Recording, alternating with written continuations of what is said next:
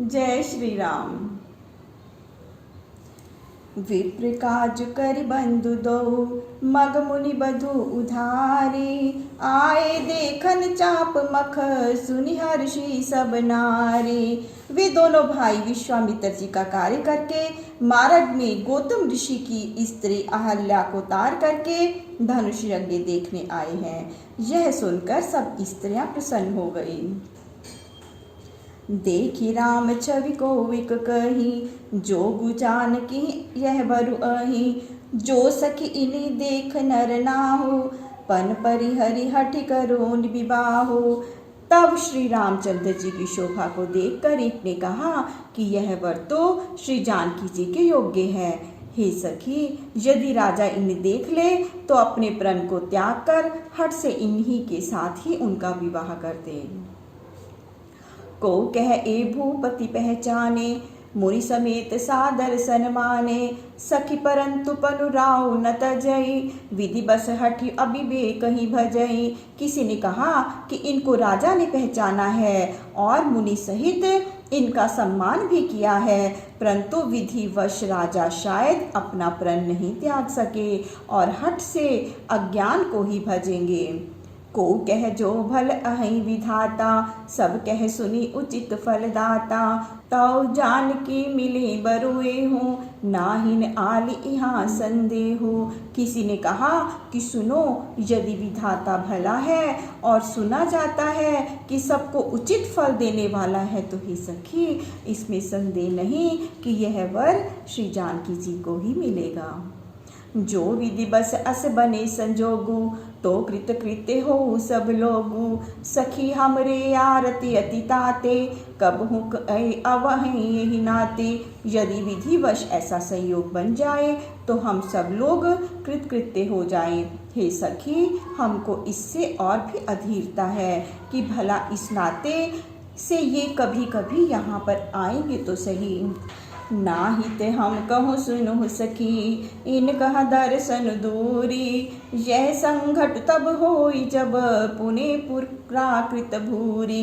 नहीं तो हे सखी सुनो, हम तो इनके दर्शनों को तरस जाएंगे। यह मिलाप तो तभी हो सकता है जब पूर्व जन्म के अनेक पुण्योदय हों। बोली अपर कहूँ सखिनी का, यही विवाह अतिहित सब ही का। को कह शंकर चाप कठोरा, ए श्यामल मृदुगात किशोरा।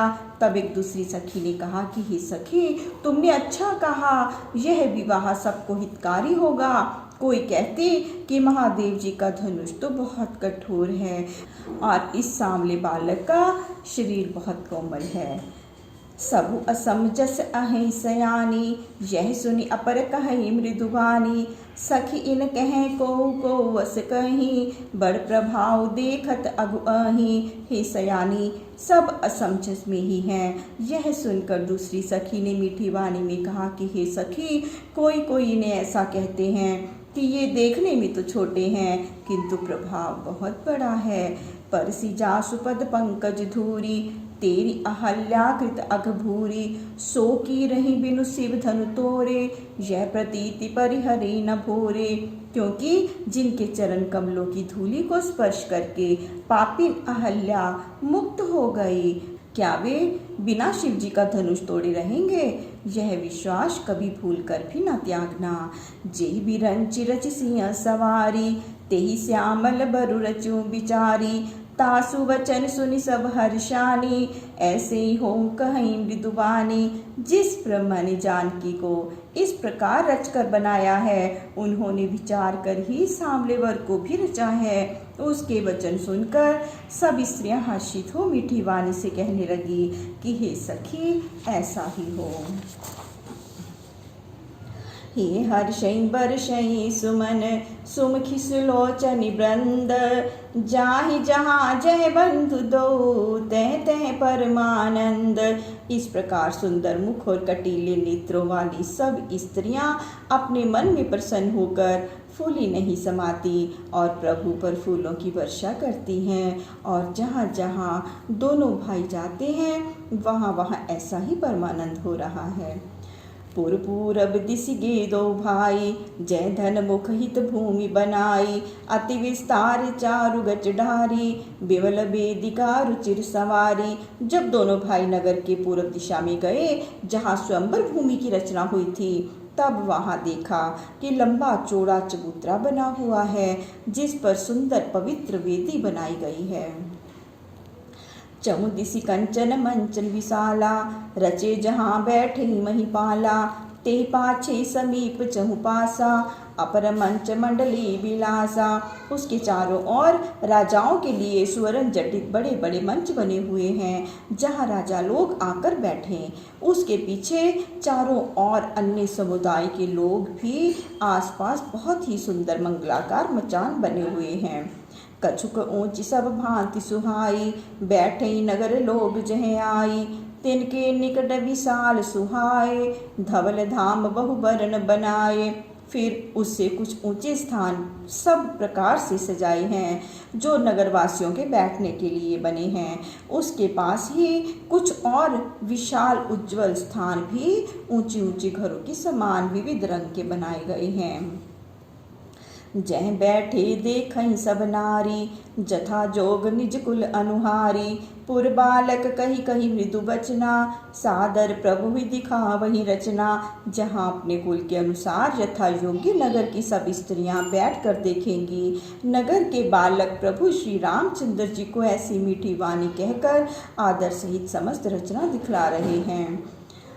सब शिशु ही मिस प्रेम बस, परसि मनोहर गात। तन पुल कई अति हर्ष हिये, देखी देखी दो भ्रात। इसी बहाने से समस्त बालक श्री रामचंद्र जी का मनोहर शरीर स्पर्श करके और दोनों भाइयों को देख देख कर हृदय में अति हर्षित होते हुए शरीर से पुलकायमान होते हैं। शिशु सब राम प्रेम बस जाने, प्रीति समेत निकेत बखाने। निज निज रुचि सब ले ही बोलाई, सहित स्नेह जाहि दो भाई। तब बालकों को प्रेम के वश जानकर श्री रामचंद्र जी ने प्रेम पूर्वक उन्हें यज्ञ भूमि में बने स्थानों की प्रशंसा की। सब अपनी अपनी इच्छा से बुलाते और दोनों भाई प्रीति सहित उनके पास चले जाते।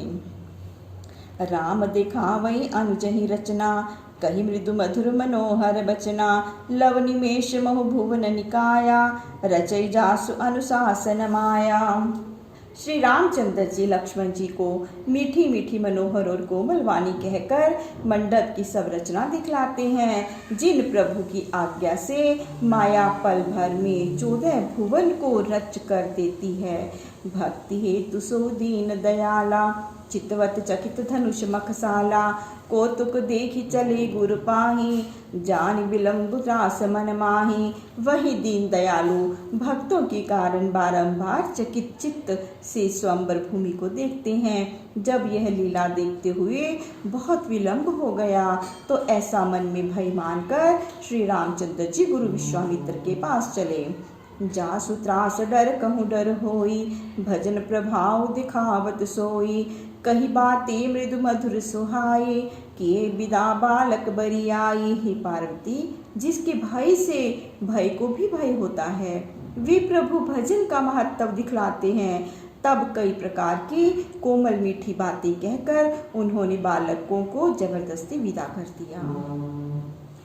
सभी प्रेम विनीत अति, सकुच सहित दो भाई। गुरुपद पंकज नाई सिर, बैठे आए सुपाई। फिर बड़ी नम्रता, संकोच, प्रेम तथा भक्ति युक्त होकर दोनों भाइयों ने आकर गुरु विश्वामित्र जी के चरण कमलों में सिर झुकाया और आज्ञा पाकर बैठ गए।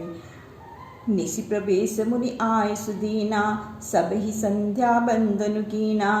कहत कथा इतिहास पुरानी, रुचि रज रजनी जुग जाम सिरानी। तब रात्रि होते देख मुनि जी ने आज्ञा दी कि अब संध्या वंदन कर लो। दोनों भाइयों ने संध्या किया और पुरानी ऐतिहासिक कथाएं कहते हुए वह सुंदर अर्धरात्रि व्यतीत हो गई। मुनिवर सैन कीन तब जाई, लगे चरण चापन दो भाई। जिनके चरण सरोर लागी, करत विविध जप जोग विरागी। तब विश्वामित्र जी अपने आसन पर जाकर सो रहे और दोनों भाई उनका पांव दबाने लगे, जिनको प्राप्त करने के लिए लोग विरक्त होकर अनेक प्रकार से जप योग किया करते हैं। ते दो बंधु प्रेम जन जीते, गुरुपद कमल पलोटत पीते, बार बार मुनि आज्ञा दीनी, रघुबर जाय शयन तब कीने। उन दोनों भाइयों को प्रेम ने ऐसा विवश कर दिया कि वे अपने गुरु के चरण कमलों को प्रेम सहित दबा रहे हैं। जब मुनि ने बारंबार आज्ञा दी तब श्री रामचंद्र जी ने जाकर शयन किया। चापत चरण लखन उरलाए, सभय प्रेम परम सचुपाए, पुनि पुनि प्रभु कह सो वहु ताता, पोड़े धरियुर पद जल जाता। फिर लक्ष्मण जी मन लगाकर प्रेम सहित श्री रामचंद्र जी के पांव दबाने लगे, परंतु भय से सकुचाते जाते थे। और जब प्रभु ने बारंबार कहा कि हे तात जाकर अब सो जाओ, तब उनके चरण कमलों को हृदय में धारण कर लक्ष्मण जी जाकर सोए। उठे लखनऊ निसुई विगत सुनी, अरुण शिखा ध्वनि कान, गुरु ते पहले ही जगतपति, जागे राम सुजान। जब प्रातःकाल होने को आया तब अरुण शिखा मुर्गा की बोली कान में पड़ते ही लक्ष्मण जी उठ गए और गुरु विश्वामित्र जी से पहले ही सुजान श्री रामचंद्र जी भी जाग गए। सकल सोच कर जाय नहाए, नित्य निबाहि मुनि सिर नाए, समय जानी गुरु आए सुपाई, लेन प्रसून चले दो भाई। फिर जब लोग शौच आदि से निवृत्त होकर जाकर स्नान किए और नित्य कर्म कर राम लक्ष्मण ने मुनि के चरणों में आकर दंडवत किया, फिर समय जानकर गुरु की आज्ञा पाकर दोनों भाई उनकी पूजा के लिए फूल लेने चले गए। भूप बागुबर देखो जाई, जय बसंत ऋतु रही लो भाई, लागे बिटप मनोहर नाना, बरन बरन बर बेली बिताना। देखा तो राजा का वह श्रेष्ठ बगीचा निकट ही था जिसमें बसंत ऋतु शोभायमान हो रही थी। जब प्रातःकाल होने को आया तब अरुण शिखा की बोली कान में पड़ते ही लक्ष्मण जी उठ गए और गुरु विश्वामित्र जी से पहले ही सुजान श्री रामचंद्र जी भी जाग गए। जय श्री राम। प्रभु श्री राम सबका मंगल करें, सबका कल्याण करें, सबको सुख और सबको स्वास्थ्य प्रदान करें। जय श्री राम।